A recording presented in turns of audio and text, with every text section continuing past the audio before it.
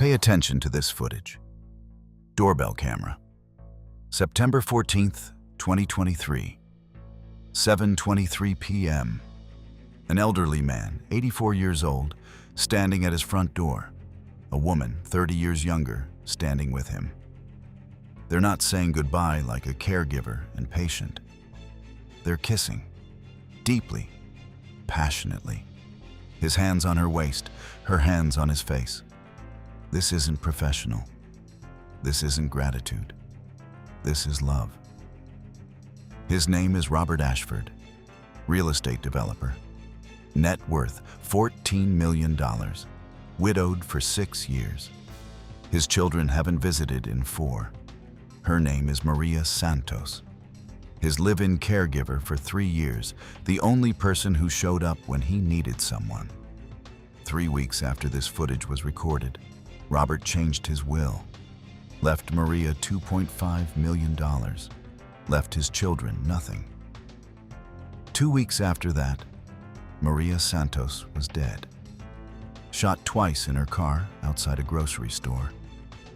His children said they were devastated, said Maria was like family. The hitman they hired told a different story. December 2020, Scottsdale, Arizona. Robert Ashford is 81 years old and falling apart. His wife Eleanor died 2 years earlier. 53 years of marriage, gone. Robert stopped eating properly, stopped taking his medications, stopped caring if he woke up the next morning. His son, David, lives 20 minutes away, visits once a year, Christmas sometimes. His daughter, Christine, lives in California, calls on his birthday sometimes. They were waiting for him to die, that's the truth. They didn't want a relationship with their father. They wanted their inheritance. Robert's doctor insists he needs full-time care. He can't live alone anymore. So David hires a caregiver, the cheapest option he can find. Maria Santos, 34 years old, originally from the Philippines, been doing elder care in Arizona for 8 years. She takes the job expecting another difficult patient who treats her like furniture. Robert Ashford is different. He asked about my life, my family, my dreams. Most patients don't even learn your name. He wanted to know everything about me. Maria moves into the guest room. Her job, medications, meals, physical therapy, companionship. What develops over the next 3 years is something neither of them expected. To understand what Robert and Maria had, you need to understand what they both lost. Robert was lonely in a way most people never experience. He had money, he had a beautiful home, he had children, and none of it meant anything because no one was there. Maria understood that loneliness. I came to this country when I was 22, left my family in Manila, worked 60-hour weeks for 10 years, sent money home every month. I had no one here, no one who cared if I came home at night. For the first year, their relationship was professional. Maria took care of Robert. Robert paid Maria. Simple. But loneliness has a way of finding loneliness. He started asking me to stay for dinner, then to watch movies with him, then to just sit, talk. He said I was the only real conversation he'd had in years. By year 2, something shifted.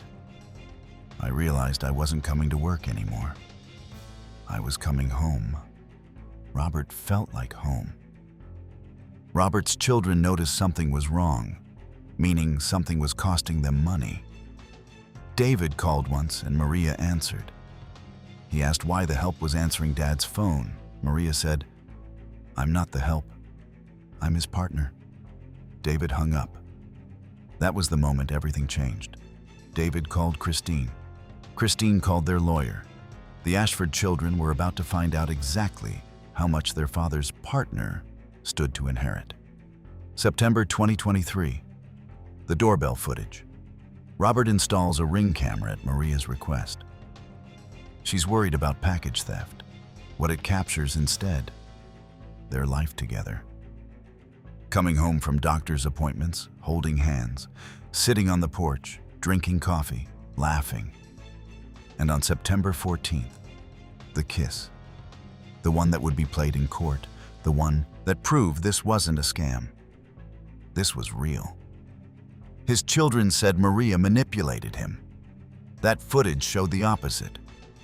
Robert was happy, genuinely happy, for the first time in years. 3 weeks remain. October 5th, 2023. The will. Robert meets with his attorney, changes his will completely. Previous will, estate split evenly between David and Christine, approximately $7 million each. New will. Maria Santos receives $2.5 million. The house, the car, his personal effects. David and Christine receive $50,000 each, just enough that they can't claim he forgot them. He told his lawyer, "My children showed up when their mother died. They stayed for the reading of her will. Then they left. Maria shows up every day. That's the difference." The will includes one more clause, a clause that would become crucial. If any beneficiary is convicted of a crime against another beneficiary, their inheritance is forfeit and redistributed to charity. Robert's lawyer thought it was paranoid. Robert said he knew his children. 2 weeks remain. October 12th, 2023. The phone call. David finds out about the will change. His contact at the law firm tips him off. He calls Christine. The conversation is recorded. Christine didn't know David was taping it for his own protection. David. He's leaving her everything. That bitch is getting everything. Christine. Can we contest it? Say he's not competent? David. I talked to a lawyer. He's completely competent. The doorbell footage proves it. He knows exactly what he's doing. Christine. So what do we do? David. There's another way if she's not around to inherit. Silence on the line. Then Christine. Do you know someone? David. I know someone who knows someone. 1 week remains. October 15th, 2023. The contract. David meets a man named Vincent Garza at a bar in Tempe. Vincent is a contractor. He does renovations. He also does other work for the right price. $50,000, half now, half after. Make it look like a robbery.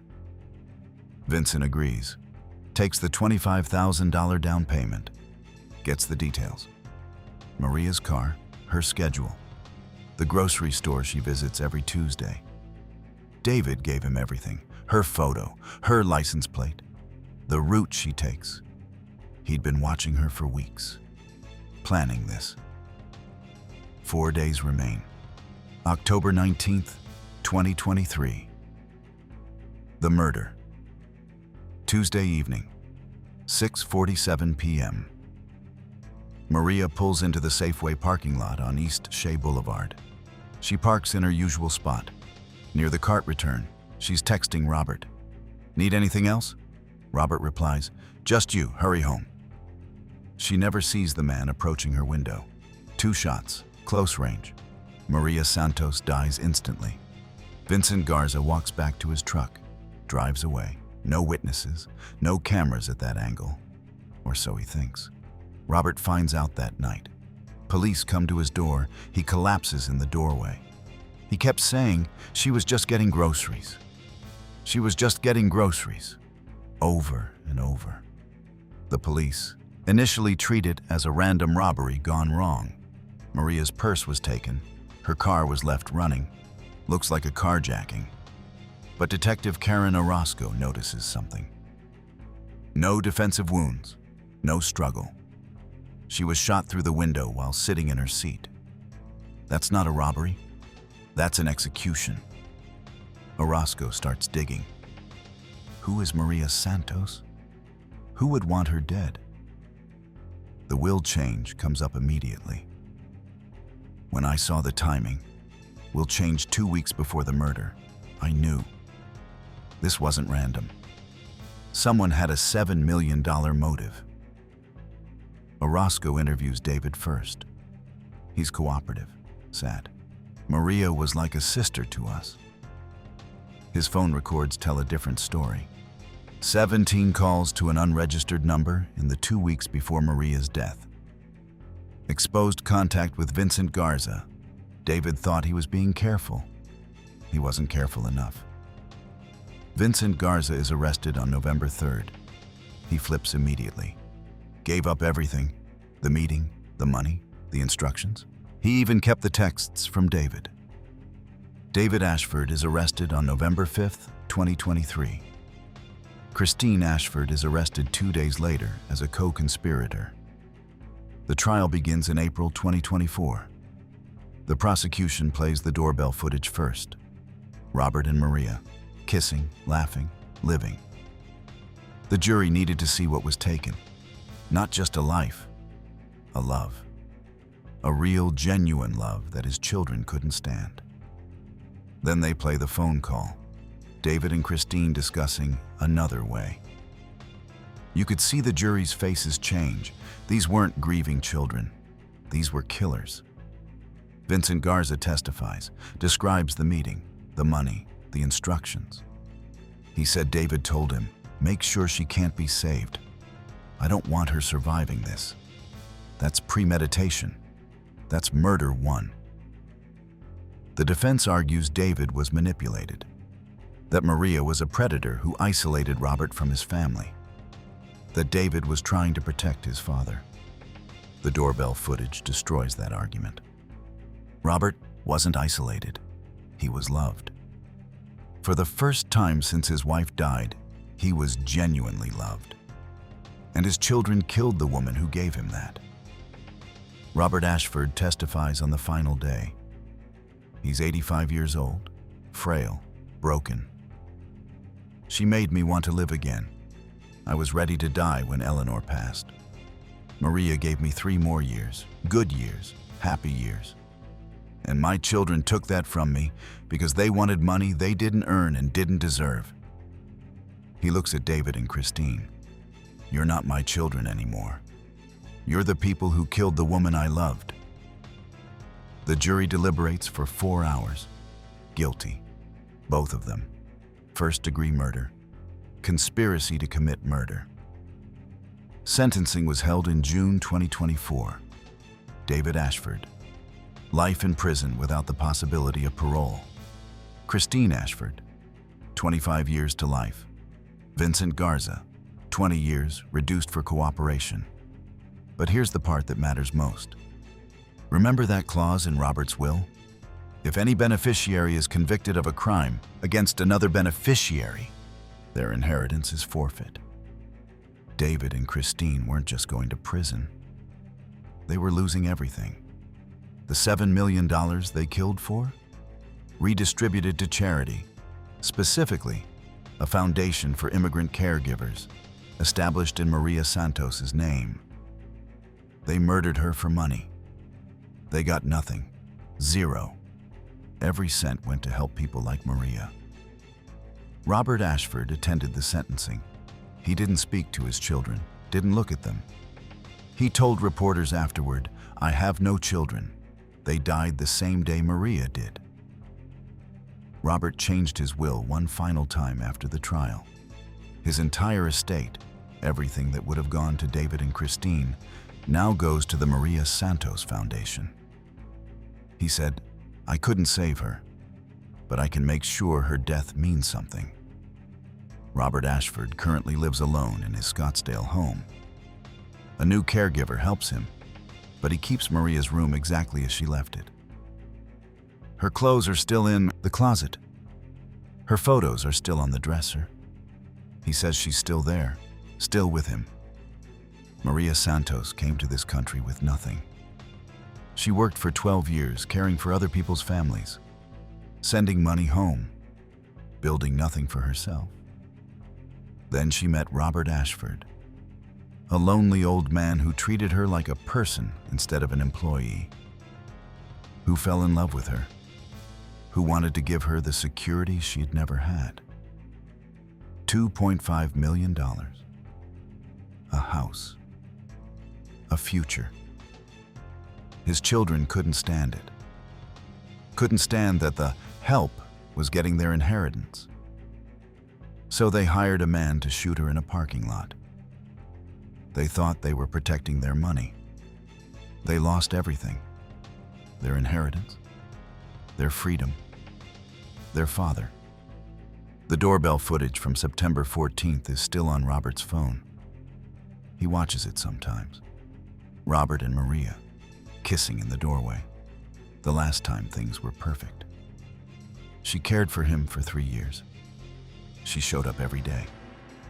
She loved him when no one else would, and she was murdered for it. Maria Santos was 37 years old.